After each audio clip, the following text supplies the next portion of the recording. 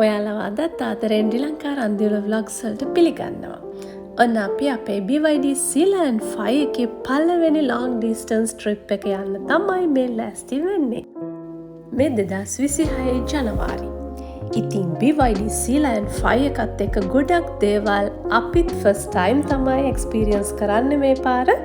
ඒ experiences අපි ඔයාලත් එක්ක share කරගන්නවා. ඉතින් දිගටම වීඩියෝ එකත් එක්ක ඉන්න කියලා ආදරෙන් ආරාධනා කරනවා.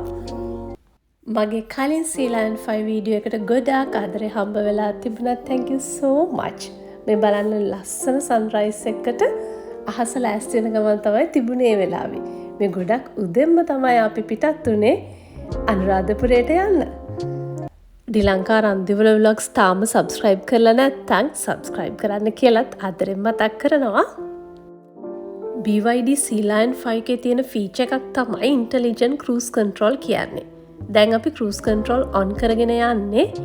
Intelligent Cruise Control එකේදී එයා road signs එහෙම අර කිලෝමීටර් බෝඩ්ස් එහෙම automatically detect කරලා speed එක යාම limit කරගන්නවා. මේ cruise control එකේදී අපි accelerator එක අතහැරලා යන්නේ. හැබැයි steering wheel එක අතාරින්නේ නැහැ. එක්ස්ප්‍රස්වේ එක වගේ යනකොට මේක මාර්ම ලේසි. මන් දන්නවා මේ ෆීචර්ස් ගොඩක් වාහනවල තියෙනවා, ගොඩක් අය දන්නවා. හැබැයි නොදන්න කෙනෙක් ඉන්නවා නම් හරි Sealand 5 එක ගැන දැනගන්න කෙනෙක් කැමති නම් හරි තමයි මේ දේවල් ෂෙයා කරන්නේ. මේ ඔටෝ පයිලට් නෙමෙයි. ඔටෝ පයිලට් අපි try කරා, experience කරා. හැබැයි ඒක වීඩියෝ කරන්න බැරි වුණා. අපි try කරමු ඊළඟ වීඩියෝ එකකින් ඒක ඔයාලත් එක්ක ෂෙයා කරගන්න. BYD Sealand 5 අපේ vehicle එකේ first expressway experience එක තමයි මේක. මේ vehicle එකේ safety features ගොඩක් එනවා. තව තියෙනවා lane keep assist, lane departure වගේ lane එක skip කරන්නේ නැතුව ගානට manage කරගෙන යන ඒ features තියෙනවා. තව තියෙනවා වාහනයක් ඉස්සර කරද්දි නැත්තම් ළඟින් වාහනයක් යනකොට side mirrors වලින් warning sign එක අර ත්‍රිකෝණේ එනවා. මේකත් අලුත් දෙයක් නෙමෙයි, but අපිට ඒක අලුත්. ඉතින් ඒ අර ත්‍රිකෝණය එනකොට ඉතින් අපිට හරි ආසයි. driving seat එකේ cooling option එක තියෙනවා. seat එක රත් වෙලා තියෙන වෙලාවක වාහනේ නතර කරලා ගිහලා ආපහු නගිනකොට එහෙම seat එක රත් වෙලා තිබුණම ඒ වගේ වෙලාවට ඒක මාර useful. තව voice command functions තියෙනවා. ඒක තමයි පුතාලගේ නම් interesting part එක. හැම වෙලේම ඉතින් hi BYD, open sunroof, open sunshade තමයි ඒගොල්ලෝ වැඩිපුරම කිය ගියේ ඉතින්. මේකේ AC එක ඒ හැමදේම කන්ට්‍රෝල් කරන්න පුළුවන් ස්ක්‍රීන් එකෙන්ම. BYD Sealand 5 එකේ back AC තියෙනවා. ඉතින් පුතාලා හරි මාසයි ඒකට. ඒ ෆීචර් එක තමයි යාලා ඉල්ලුවෙම අපි vehicle එක select කරද්දි. අපි උදෙන්ම ආපු නිසා breakfast ගන්න plan කරගෙන හිටියේ මල්සිරිපුර NLDB restaurant එකෙන්. personally මම එතන කෑමට කැමතියි. මේ තියෙන එතන බුෆේ එක ශ්‍රී ලංකන් බුෆේ එකක් තමයි තියෙන්නේ. ඔයාලට පස්තා වගේ ඩිෂ් එකක් ඕන නම් වෙනම ඕඩර් කරන්න පුළුවන්. එතන වටපිටාවටත් මම කැමතියි. ලොකු පාකින් ඒරියා එකක් තියෙනවා. ඉස්සරහා මීකිරි වගේ දේවල් කන්න පුළුවන් අවුට්ලට් එකක් තියෙනවා. තව මම දැක්ක බෙන්චස් දාලා තියෙනවා. ඔයාලා ගෙදරින් කෑම ගේනවා නම් එතන ඉඳගෙන කන කට්ටිය මම දැක්කා. අපි සාමාන්‍යයෙන් අනුරාධපුරේ යන එන ගමන් මෙතනින් කනවා. මේ ෆස්ට් ටයිම් නෙමෙයි. හැබැයි මේ පාර නම් පොඩ්ඩක් අපි ඩිසපොයින්ට් වුණා. මොකද එතන එදා පොඩ්ඩක් බිසි වෙලා තිබුණේ. ඉතින් සමහර වැඩ කරන ලේඩීස්ලා කියන්න ඕනේ ලේඩීස්ලා අපිව කරදරයක් වගේ තමයි ඒගොල්ලෝ බිහේව් වුනේ. හැබැයි ගොඩක් හොඳ වැඩ කරන අය හිටියා. එයාලා අපිට කතා කරලා අපිව ලස්සනට බැලන්ස් කරා. ඉතින් ඒ වුණු දේත් එක්ක තාම two mind ඉන්නේ ආය එතනට යනවද නැද්ද කියලා.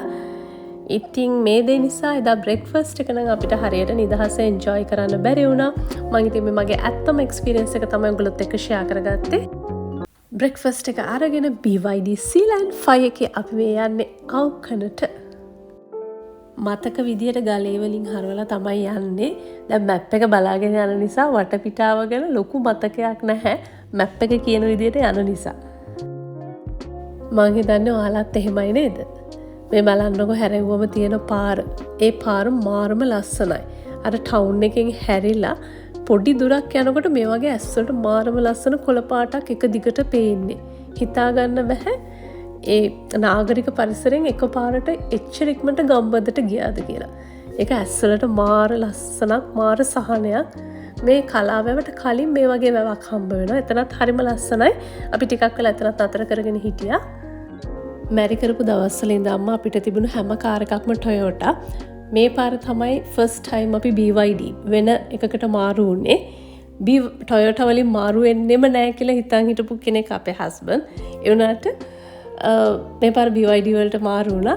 අපි ඇත්තටම හරිම සතුටුයි දැනට ඒ තීරණය ගැන. අපි මේ සතුට එන්ජොයි කරන ගමන් තමයි මේ රයිඩ් එක යන්නේ. මම නම් කියන්නේ තීරණ ගන්න බය වෙන්න හොඳ නැහැ. අපි තීරණයක් ගන්න බ්‍රේව් වෙන්න ඕනි. අපිට එක එක්කෙනාගේ ඔපීනියන් එච්චර අදාළම නැහැ. ඒ එක එක්කෙනා ඔපීනියන් දෙන්නේ යාළගේ වර්ෂන් එකෙන්. අපේ වර්ෂන් එකෙන් නෙමෙයිනේ. ඉතින් මම හරියට බිලීව් කරන දෙයක් තමයි අපේ මේ ජර්නි එකේදී අපි අපිට හරි කියලා හිතන දේ තමයි හැම වෙලාවෙම කරන්නේ. එතනදී ෆේල් වුණත් it's okay. අපිට plan A B C කියලා තියාගෙන යන්නේ. ඒක නිසා ඒ වගේ ඩිසිෂන් එකක් ගන්න අනිත් අයගෙන් කමක් නැද්ද හරියයිද ඒ වගේ ඔපීනියන් අහන්න එපා. හැබැයි අර සර්වේ එකක් කරනකොට අපි ඒ ගැන රිසර්ච් කරනකොට ඒකට ඕනි ෆැක්ට්ස් එකතු කරන්න. ඊට පස්සේ ඔයා ඩිසයිඩ් කරන්න ඒ ඩිසිෂන් එකට යනවද නැද්ද කියලා. ඉතින් මම මේ දේ කිව්වේ ගොඩක් අය කිව්වා ඇයි BYD එකට යන්නේ ඇයි Toyota එකක් ගන්න නැත්තේ ඇයි ජපාන් කාර් එකකට යන්නේ නැත්තේ වගේ කතා. ඉතින් ඒක මතක් වෙච්ච ඉඳ තමයි මේ පොඩ්ඩක් ඒ දේ කිව්වේ. ඔයාලට BYD එකක් ගන්න කියලා නෙමෙයි කියන්නේ මේ අපිට හිතිච්ච අපේ එක්ස්පීරියන්ස් එක තමයි මේ ෂෙයා කරගත්තේ ඔයාලත් එක්ක. මොකද ගොඩක් අය කැමති මේ BYD එක්ස්පීරියන්ස් එක අහන්න ගන්න කැමැත්තෙන් ඉන්න අය ඉන්නවා. එයාලටයි BYD එක ගැන දැනගන්න කැමති අයටයි තමයි මේ එක්ස්පීරියන්ස් එක ෂෙයා කරන්නේ. කතාවෙන් අවකනටම ඇවිල්ලා. අවකන කාපාක එකක් තියෙනවා. එතන කායක දාලා අපිට පොඩි දුරක් අවකන විහාරයට ඇවිදගෙන යන්න ඕනි. ඒ ඇවිදගෙන යන පාරත් හරිම ලස්සනයි පොඩි දුරයි යන්න තියෙන්නේ. හරියට නිකන් අර රජ කාලේ උද්‍යානයක් මැදින් ඇවිදගෙන යනවා වගේ ෆීලින් එකක් තමයි එන්නේ. ඒ වගේ වටපිටාවක් තමයි එතන හදලා තියෙන්නේ.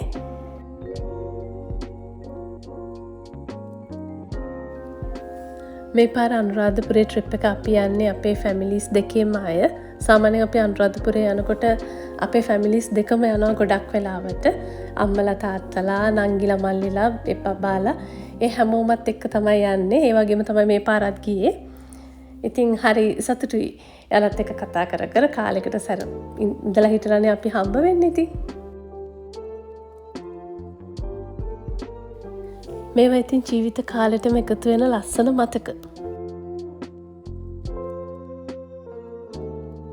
මේ විදිහට තමයි අවකන විහාරය අපිට පේන්නේ. එදා ලොකු සෙනගක් හිටියේ නැහැ. අපි ගියේ සෙනසුරාදා දවසක. ඒ වුණාට එදා ලොකු සෙනගක් හිටියේ නැහැ. අපිට ඉතින් නිදහසේ අවකන පිළිම වහන්සේ බලා ගන්න, වැඳ පුදා ගන්න එදා හොඳට අවස්ථාව හම්බ වුණා. ධාතුසේන රජතුමා තමයි කලාවැව නිර්මාණය කරලා තියෙන්නේ. එතකොට එහි ප්‍රධාන ඉංජිනේරුවරයා වුණේ බරණ. එතුමා තමයි කියනවා අවකන පිළිම වහන්සේගේ නිර්මාණකරුවා. ඇත්තටම බලාගෙන ඉන්න පුළුවන් තරම් හරිම විශිෂ්ට නිර්මාණයක් මේක. හිතාගන්න බෑ ගලකින් ඒ වගේ පිළිම වහන්සේ නමක් කොහොමද හැදුවේ කියලා. ඒ තරම් පුදුම නිර්මාණශීලී නිර්මාණය කියනවා අවකන පිළිම වහන්සේ කලාවැව දිහා බලාගෙන ඉන්නේ කියලා. අවකන පිළිම වහන්සේ ගැන පුරාවෘත්ත ගොඩක් තියෙනවා. අපි දැන් යන්නේ කලාවැවට. කලාවැව ළඟ අපි ටික වෙලාවක් හිටියා. එතන ගොඩක්ම අපි ෆොටෝස් තමයි ගත්තේ. වීඩියෝස් නම් ලොකුවට ගන්න බැරි වුණා. මේ යන පාරවල් නම් හොඳටම හදලා තියෙනවා. මේ පැත්ත හරිම ලස්සනයි. මේ කලාවැව ගස් වැල් එක්ක පුදුම ලස්සනක් තියෙන්නේ.